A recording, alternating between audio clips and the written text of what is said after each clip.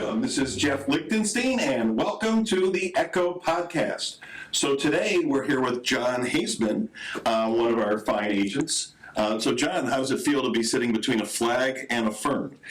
Well, the flag and the fern. It's been made very popular these days. The flag and the fern. I'm feeling very comfortable. What was the show that there's a between two ferns? Between two ferns, yeah. With oh my God, what's his name? Zach Galifianakis. Zach Galifianakis. Have you seen that? Yes, that's why I was saying it's been made very popular. Yeah, we realized we have a flag and a fern, but not two ferns.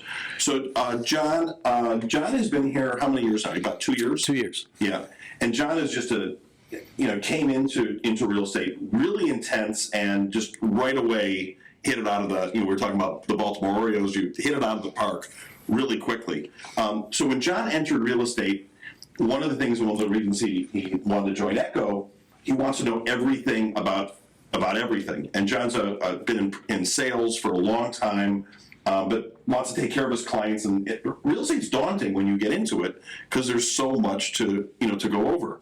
So we have a training program, and in there we cover about 80% of this. And Jon would every day, 3 times a day, question on this, which is great. That's what you want. And he just he would suck in information. He would call. Whether it was me or Andrew in the office or everybody or everyone, but that's how you get good, and that's what makes Jon so good. But one night, and so Jon would say a lot of times, "This wasn't in the manual. This wasn't in the manual," and we fixed the manual a lot of times. So like, that's a good idea. Let's put that into the training program. So one night, me and my wife we're having dinner, and we're at what's the place at the end of Donald Ross Road? The fish house? Oh, Key Grill? Key Grill. So I'm sitting there and there's a series of texts that come in, like boom, boom, boom, boom, boom, boom, boom. And it's the end of the meal, and I looked at the phone, and Jon, so I called Jon because it's like an emergency situation. So why don't I've set it up, so tell the story. This is the inspector? Yes.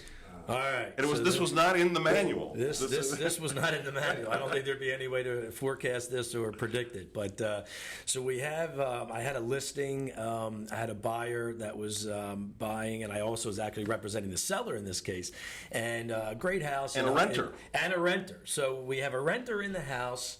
I represent the seller, and now I'm bringing and representing this buyer. And we're under contract, we're in the inspection period, and we order an inspection. The buyers, sign off on which inspector they want to use, and the inspector comes. Well, lo and behold, the renter, really great New York guy, a lot of money, Hampton's house, private plane, the whole bit, has a 1 of 15, I say 1 of 15, Porsche 911 Touring. If anybody knows that car, it's a car that is extremely hard to get. There was an issue with the ship that actually caught on fire, and many of them didn't make it here to the country, and it was one of the first and only times that Porsche actually... My dad's car actually exploded on the ship. And it happened to a lot of folks. Get the car. But because this car was in such high demand, and there had been orders that were 3 and 4 years old, Porsche actually put the assembly line back together to get this car over to the United States. So this guy had taken delivery of this car, ships it to Florida for his, wonderful 6 months that he was going to be here.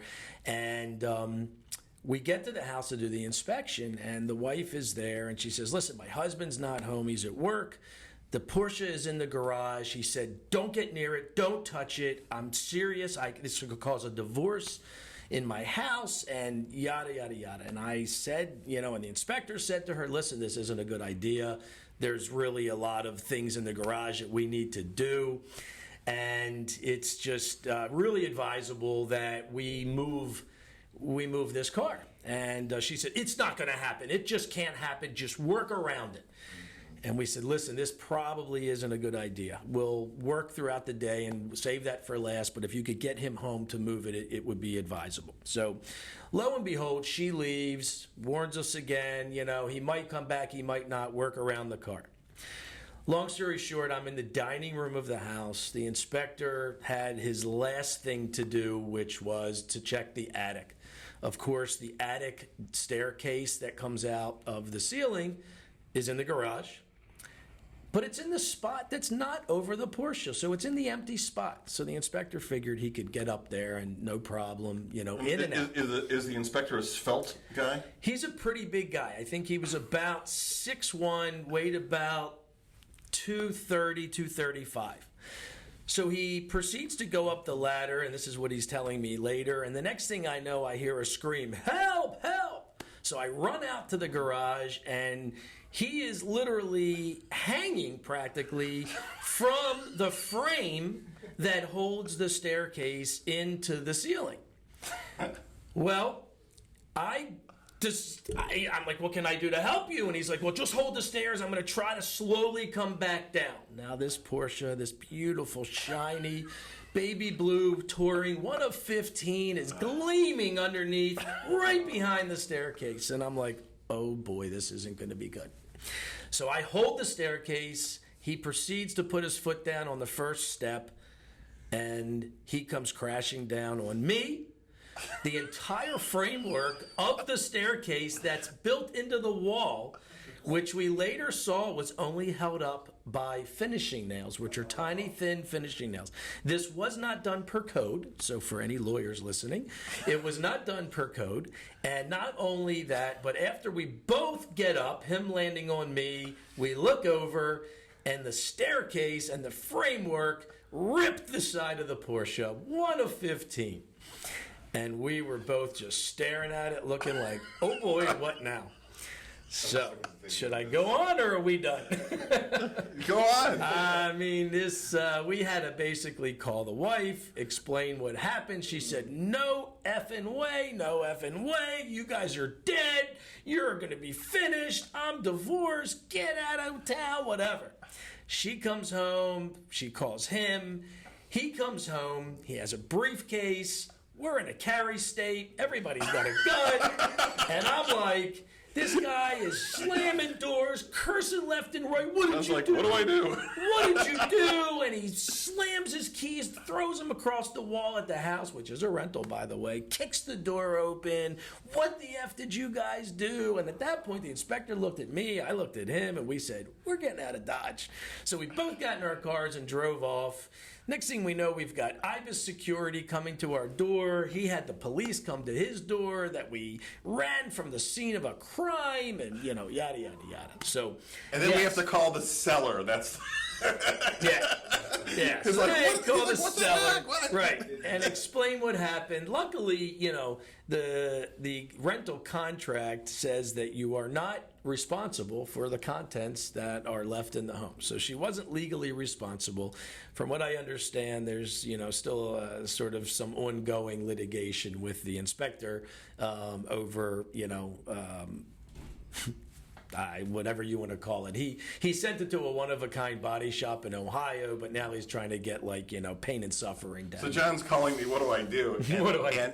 It wasn't in the manual, and all I could picture was some kind of Three Stooges thing with everybody falling on each other, and the lady coming in, and the guy getting upset, and I could not. I think I must have just broke out laughing, and could not stop in the middle of the restaurant, me and my wife, for 5 straight minutes. Well, you did. And here I am, shaking in my boots, scared to death for my life, scared to death of a lawsuit, and he texts, this is the funniest thing I've ever heard. This reminds me of a Three Stooges episode. And I was like, Jeff, are you fucking kidding me right now? There are things that just happen where that we look back at them and they're funny, and I just knew this was one of those. Yeah. You just have to get through it. You were already through it at that point. Yes. You left what can you do? Yes. In there. But you've done a lot of transactions, and you live in Ibis. You've done a lot in Ibis. Can you tell us what Ibis is like for people who don't know Ibis? We got some time, so let's go top to bottom. Yeah, so Ibis is, I remember when I toured there the first time, and I have cousins that have been in there 26 years, some friends that have been in there 15 years, so always went there, took my kids there to play with, other kids that they knew from school when we were here on Christmas and spring break. And Ibis there's over 1,800 homes in Ibis. 1,872 homes, 3 Nicholas family design golf courses, 26 tennis courts, hard true, 1 hard surface, 9 pickleball courts now. We've expanded that, a state-of-the-art driving range, 4 restaurants. But I think what impressed upon me was 2 things. And when I toured there, I heard this, and it was almost like you couldn't believe it. It was too good to be true. One was that it was the friendliest place on earth, and that is truly, it couldn't be a truer statement. There are people with all kinds of wealth there, just like there are in a lot of these clubs in the areas. But these are really down-to-earth people. And just a case in point to interrupt. Yeah. We did this. We did this charity run that you were, a big part of, which was this peanut butter and jelly run. So when the hurricane came in on the West Coast, we delivered 25,000 sandwiches over there. But you got very involved with it and went to the members at Ibis, and they made over. The members did. They didn't assign it to some chef. They got down and dirty, and there were hundreds of people who made over 2,000 sandwiches. All together.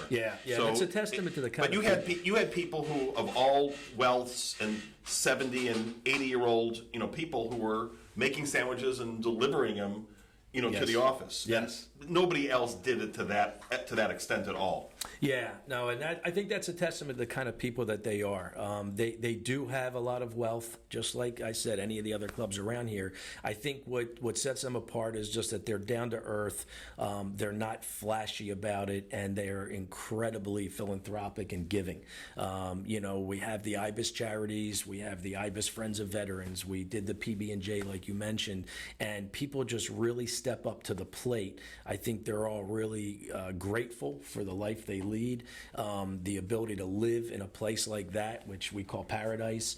And it's so that the first part was just it's the friendliest place on earth, and then the other part was sort of how down to earth it is and how level headed everybody is, and there's just no airs about it. You also border some nature, so there's more nature, I think, in there than ton of preserves, any other. lots of preserves, lots of abilities to go on nature walks, see everything from wild boar, wild turkey, vultures. We really gators. We have it all, and there's a lot of people that are into bird watching. And if you're not from Florida, that's part of the show. Yeah. But you get to there's an alligator. It becomes you learn how to live with nature, and they're great things to see once you understand what it is. Oh, absolutely. Yeah, you truly appreciate that you're sharing, this great land with all these, all this wildlife, and that you can really live in harmony together. And they're in our waterways. The golfers see them daily, but the interactions are typically very good. So one of the big things about Ibis was always. It was because it was built farther out, and it's 4 miles, I think, from from the north, for PGA National entrances, so it's not very far out. Right. But it was able to be built at a less expensive price, giving the same value, and then the memberships were much less expensive, but again having the same value as any of the other, the more luxury clubs. So the one drawback was always that there's not as much to do there in terms of shopping, but that's completely changing now with what's going on in Avenir. So can you explain what's happening in Avenir with shopping and restaurants and coming into the area? Yeah, great point. I think all of us in our lifetimes can talk about areas that we live that, at one time seemed so far out. And then as there's development and as things progress, you can only go where there's still open land, and that continues to be further west. So with that said, literally a mile out of our front entrance is a beautiful development called Avenir. It's over 5,000 acres. There's going to be over 4,000 homes. There's going to be 400,000 to 500,000 square feet of retail space, 50,000 square foot hospital, which is a partnership with Jupiter Medical Center and University of Florida. They're actually going to build a new charter school. So it's really going to be almost like a city upon itself. How many homes in Avenir are going in altogether? There's about 4,000. Does that include Panther National too? Yes, it includes Panther National. Panther National is the first luxury club in a long time, but ultra uber ultra luxury. high end minimum. Starting prices are going to be about $5 million. The club's about $250,000 entrance fee. But I think I would compare it. The closest thing is going to be to like an Alton, if you're familiar with Alton, where you're going to have your Publix, your Lenoras, there's a Capitol Grill slated to be there. That's sort of what they're starting to feel is going to be coming out there. Years ago it was just sort of Loxahatchee, and it was a little bit they're really building a city. They're building a city, correct? Yeah, and it's going to be self-sustaining. sustaining, and I think for us to be able to make a left out of Ibis now, which really there wasn't much to go out there for, we now can make a left and have the Starbucks and have the Walgreens and all the types of things. And you've got a private airport that isn't too far. Correct. On the and that beeline. that was a big part of why Panther went where they did.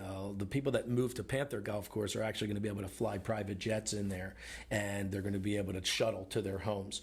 PGA Boulevard is slated to be extended across Beeline Highway all the way up to that airport, which will give a rear means of egress for those in Avenir that are living there in Panther. So when people are coming to the area, I think when you're coming from usually we're south, so everybody's a northerner in here, and you're moving into town.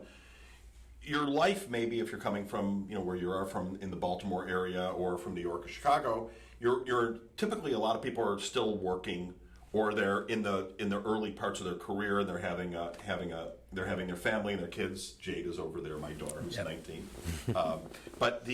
So there's a family meal that's going on, and then you're working during the day, and then you get together and you meet friends, a lot of them through your kids, by doing that or other things, and you move. But so when people first come here, they don't really think about that, but then it starts to come on their mind, like, I don't know anybody here, or maybe I have one person that I kind of know.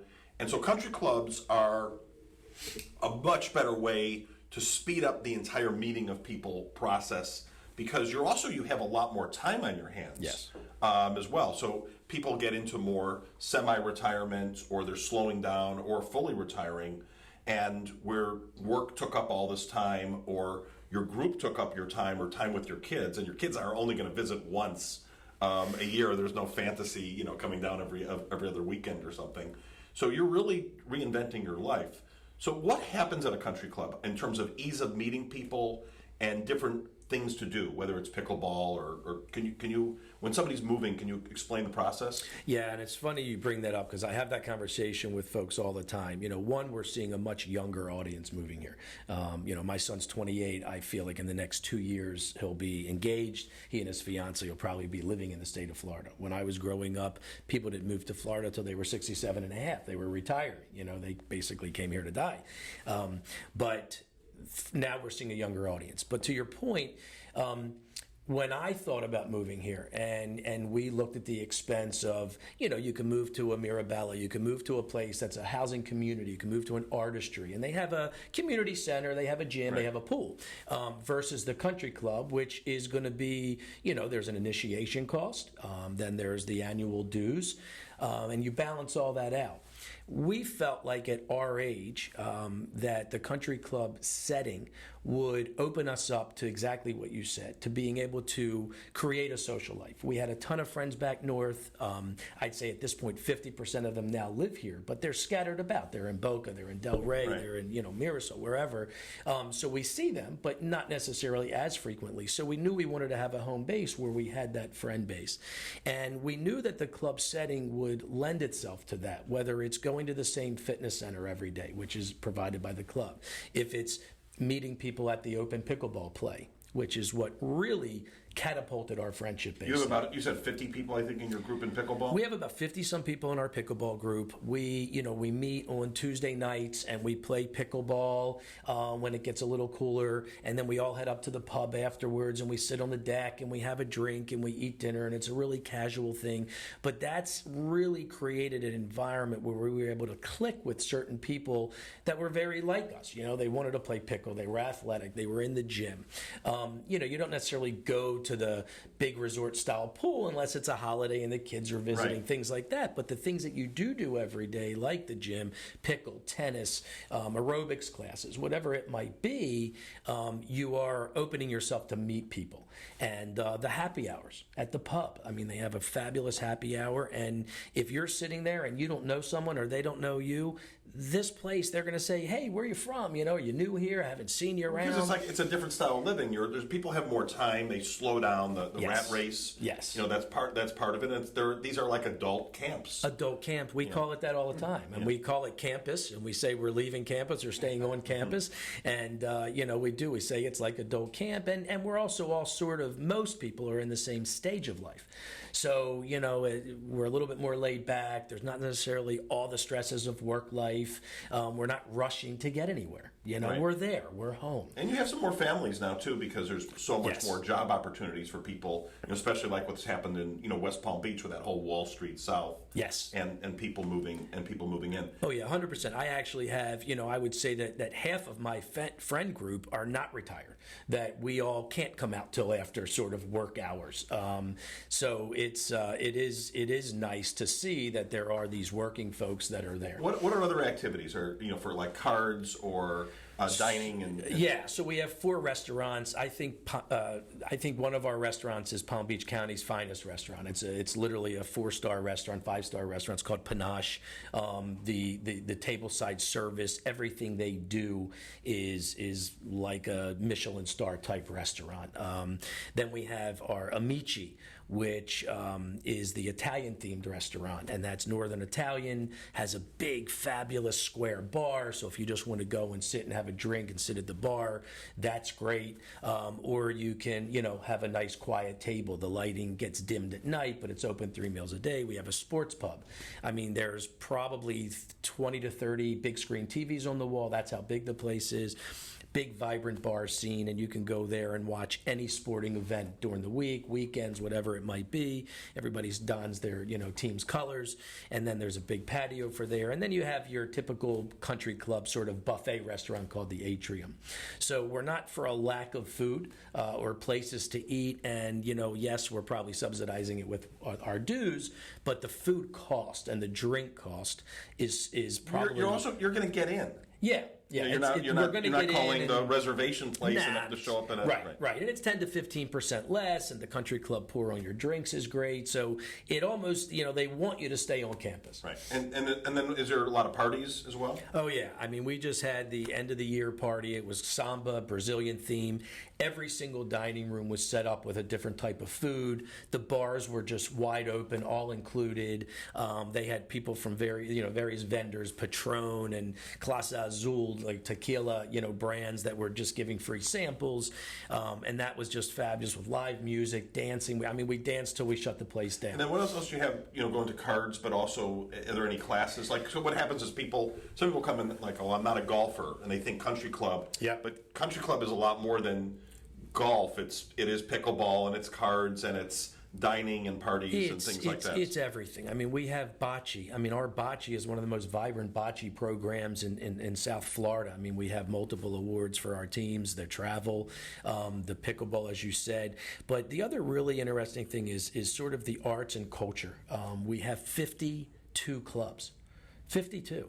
And if you come in and you want to start a club of the Retired Realtors Association, they'll say, sure, go ahead and do it. There's never been I've seen retirement parties for realtors, and they say, well, I'm just going to work family and friends. Like, well, that's what you've been doing. Realtors do not retire. Yeah, but we have retired lawyers, retired accountants, retired dentists. There's bird watching groups. There's a gun club. There's a sailing club. There's a fishing club. So any type of interest, there's a group that just goes to the Kravitz Center and sees shows together, and then they talk about it. There's the book clubs, obviously. So there is not a lack of things to do, and you will find your niche, no matter what it is. I represent a client that really chose Ibis, and I didn't realize this till I started researching for her, but she's an avid swimmer. And sometimes she doesn't want to swim from, 8 to 11 when a lot of the clubs put up the ropes. But then they take them down at 11 for free swim. We have a dedicated lap pool. And it has a chiller on it in the summer, so the pool doesn't get to 80, 90 degrees. It stays cool for swimmers that are doing 100 laps in the pool. But I didn't know that till I researched for this client. So multiple clients have now chosen Ibis due to that. What do they do in terms of if somebody's having, talk about like a little bit some of the services that happened during the pandemic, Yeah. or if something happens where somebody gets sick and they need some emergency care. Yeah, so the club was fabulous during the pandemic. I mean, we were on a report system where if you did get COVID, you would report it to the club, and that way they could let other members know, because they do track your whereabouts. So if you check into the gym, they know you're there. If you check into tennis, if you check into a restaurant, so they were able to let members know someone was in that vicinity. The other thing they did was, because the restaurants had a shutdown, they had literally a lunch truck like you'd see on a construction site, and it went from neighborhood to neighborhood to each subdevelopment, and you would order food. They had an amazing, very vibrant takeout program where you could call in an order or put it online, your order, and go pick it up. They had outside tents set up. The workers all really adapted to the situation, and I got to be honest, we really didn't miss a beat. It definitely wasn't as nice as having all the restaurants open and walking in at your leisure, but we weren't starving, that's for sure. Talk about some of the other areas that you service, other clubs, Yep. and other where you work with people and you do your business. Sure. When people ask, I typically say I go anywhere from Tequesta to Boca. I definitely know all those areas because I've been coming here most of my life, childhood and adult life. So I would say I'm very familiar, from Tequesta to Boca. The country club scene certainly is a scene that I have spent a lot of time in. I know what each one has to offer. I know which ones have been updated, which ones haven't. I know which ones are going through an update where there's no clubhouse currently, and you'd have to be able to tell your clients those things, that they might be 2 or 3 years out before their new clubhouse is done. So that's kind of where I focus. I do enjoy working with the luxury homes. My old saying, when it comes to sales, is you would work just as hard selling a table at Applebee's as you would Capitol Grill. So why not sell the higher end product? I think one of your advantages too, especially, you're in Ibis, but you're also outside of Ibis. Yes. And then there's a whole group in terms of referrals and people within our company where we get, when somebody listing their house within Ibis, you get all this extra traction, Yes. and you're bringing a lot of value, value added from people outside of the community. For sure. When somebody calls up, and a lot of people, I always say they don't know what they don't know about Florida. And if they weren't someone that came here on a regular basis, they look to the realtor to sort of educate them about the areas, clubs versus non-clubs. And then when it comes to the point where they've decided that it's going to be a club setting, which one's right for me? And I think, the fact that I have those buyers that are looking at clubs, Ibis certainly can always be one of the ones in the mix. And I always use the hotel analogy. I'll say to people, well, when you go and travel, where do you stay?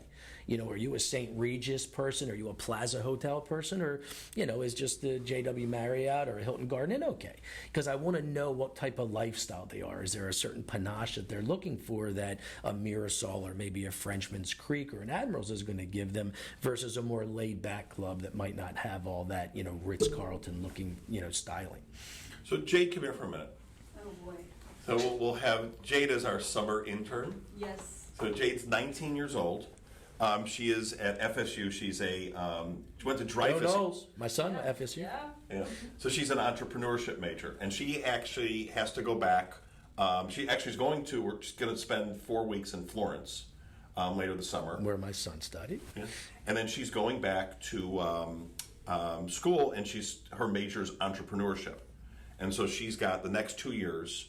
She has to actually come up with a business. We don't know what that business is yet. No. And then bring it to market. So part of the internship right now is like, what's going on with the podcast? How does going through all the departments so she can come back and then picture it. Sure. So you have been in sales a long time now, and I know your grandpa inspired you a lot. Can you go through a little bit of your career and then how you ended up? Give Jade a little advice on the side? Well, yeah, absolutely. And being that I actually did this for classes of entrepreneurship students at Johns Hopkins Carey School of Business, U of B's Merrick School of Business, I'm familiar with what you're going through. I was a serial entrepreneur. I was the kid that when I went to the guidance counselor in prep school, and you fill out all the different things, your interests, yada, yada. It really didn't come up anything special. She's like, I can't tell you what to major in. I think you're going to probably just end up in business for yourself. You've got the gift of gab, and I'm not sure what it'll be, but just go whatever route you want. So I ended up going to college, and I was a politics major. I was a sociology minor, and I ended up thinking law school's my track. Where did you go? Ithaca College. You're at Ithaca, okay. Yeah, and I didn't. It was Syracuse. So Right. It's cold. Yeah, Ichiban, my first Japanese steakhouse. But I didn't think that I ever really wanted to practice law. I think I wanted to use the education for business because I thought it would be really Law is practical. in the back of your mind, right? It's a possibility. There's a lot. It changes like every 2 seconds. Yep. But Yeah, I think I'd like it.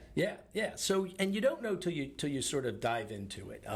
For me, I was actually down here at Nova Law School, and it was a summer program before college started, before it would start. And my grandfather, who was in business with my uncle in the hotel restaurant supply business, meats, provisions, think Rocky, banging against meat, hanging meat.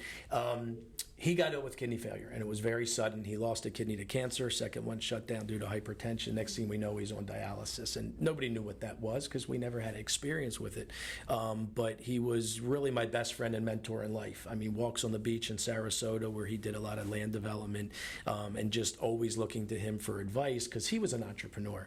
So I basically dropped out of law school to go take his place in the family business. And then I took him to and from dialysis. And, talking about things in the back of your mind and not knowing what's going to do. You just never know. In seeing what he was going through at dialysis and seeing the process, and I knew nothing about this. This is the medical field. I mean, I failed science. I was horrible in biology. I didn't like chemistry was it. Yeah, chemistry. It wasn't me. So, but long story short, I was really appalled at what I saw, the quality of care of what, my grandfather, who was supposed to be in those, quote unquote, golden years of his life, he was spent 3 days a week strapped to a chair with people that weren't nice, people that were just running a procession line. And I was really appalled at it. And because I was that kind of kid that always said, I'm going to find a better way to fix the problem, I sought out an SBA loan, which is a small business administration loan from the state of Maryland. And I wrote a, 100-page business plan, where you have to kind of list why you're going to fail, why you think you're going to make it, why you're better than everybody else, and why this bank should loan you all this money to some crazy kid that's got an idea because his grandfather was on dialysis. I mean, it makes no sense. None of it made any sense. But I got the loan. And I got the doctor to sign on with me, and I opened up my first clinic in 1996, 97. We were the fastest growing dialysis center in the state of Maryland. Won the Young Entrepreneur of the Year award from the SBA of Maryland. The bank that gave me the loan nominated me for that. And, these accolades started to follow. And I was like, wow, I found a niche here where, I put a little humanity, a little bit of, as we say in Yiddish, sechel, into this dialysis process where, I made them feel like human beings. I mean, these were people that were supposed to be retired, maybe somewhere in the intercoastal in Florida, and instead they're staying where they were, and they're in a chair 3 days a week. So Jay's Papa went through with dialysis and stuff. So you drive him over to and Yeah, and the day off spent recovering from the days on. It's really a horrible quality of life. But we brought in social directors, and we played bingo, and we had TVs at every station. We did a lot of things to just really make them get through the process easier.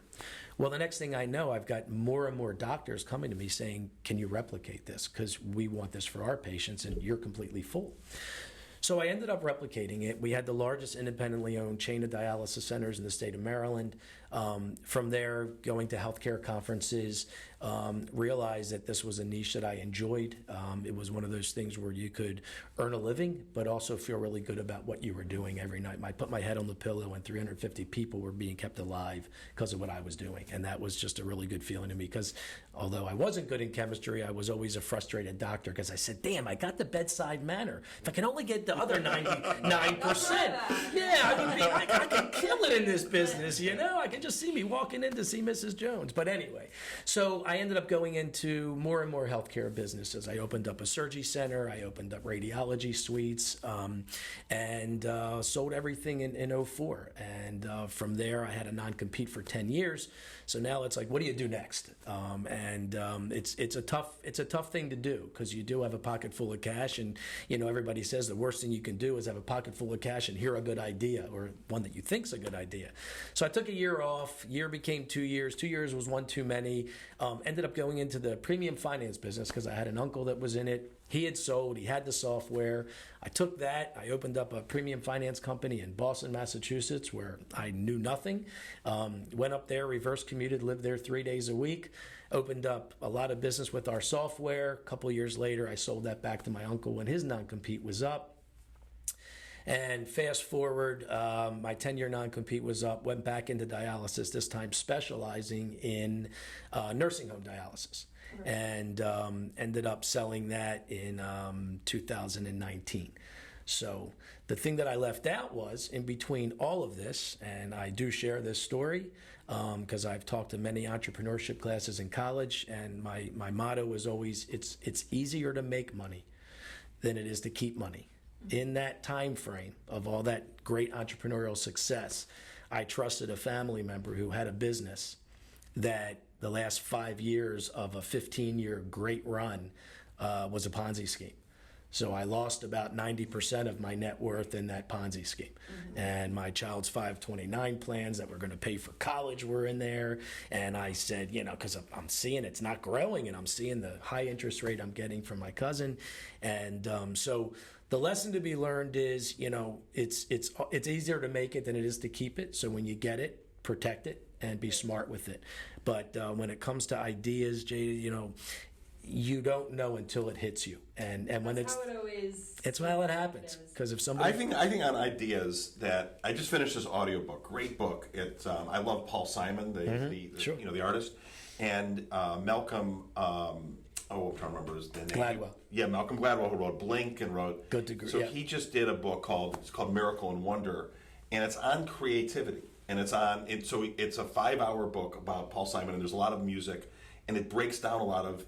But it's on ideas, and I think ideas, because you saw me, I was going crazy this morning, but we had a PR meeting, and then we had a website meeting, and one thing leads to another, and then ideas just kind of build off each other. Yes. And it's I love that part of the business. Yeah, and it's, the only advice is you can't just sit there and take a legal pad and say, okay, what's that idea? What am I going to do that's going to make me money and give me success and make me happy and that I love doing and it's socially acceptable? It won't come. Had that aha moment. Yeah, it won't come, but the aha moment will come. And the more you explore, and they're the more extensions of things. They're all extensions, and the more you explore, and the more you do things, and put yourself in environments where you're seeing systems. Eventually, something's going to come to you where your expertise and your creativity is going to say, "Wow." Like my dad does this podcast, but there's a better way that we could do virtual podcasts, and I'm a young person and I know technology, and that's going to be your thing. So it'll come. Don't kill yourself and rack your brain trying to find it.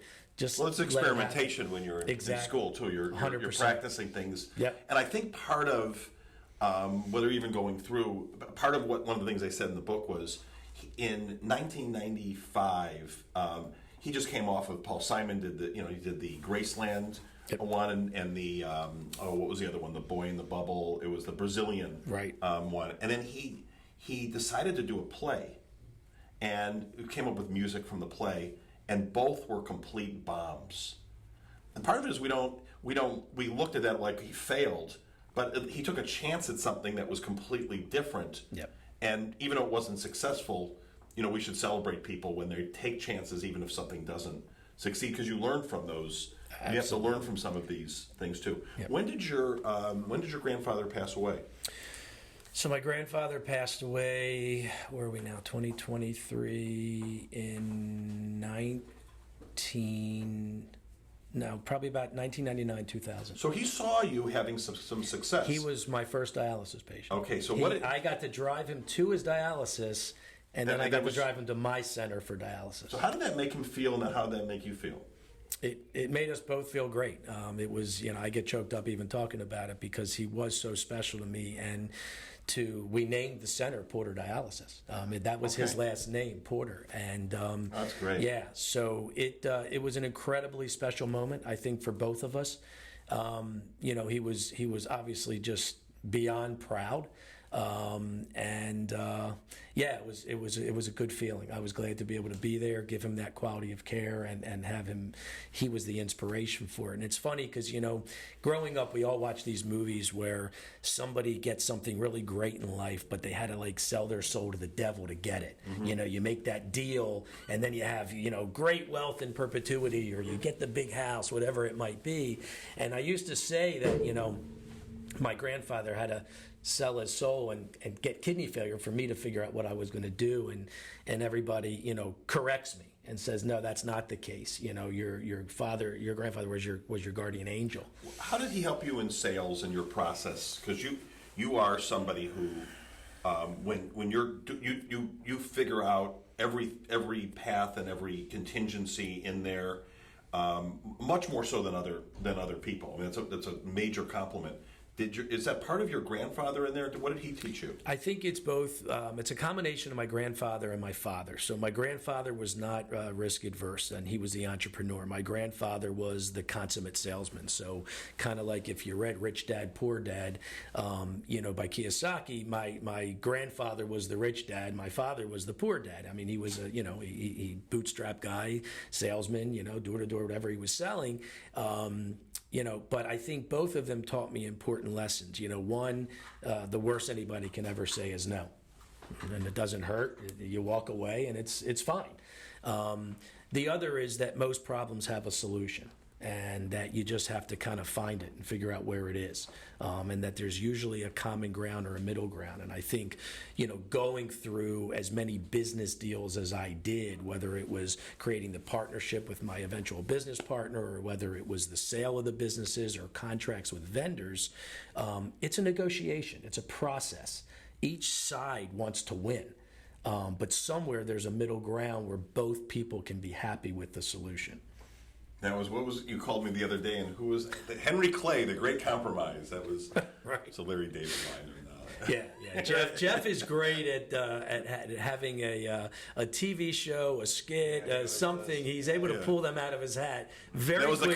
That was the carpool lane. Right. Remember, and he picked up this lady going to to get it to the Dodger lane, and she wanted more for particular services, and then she goes, well, we both want to have this. It's like Henry Clay, the Great Compromise. Right. She's like, what?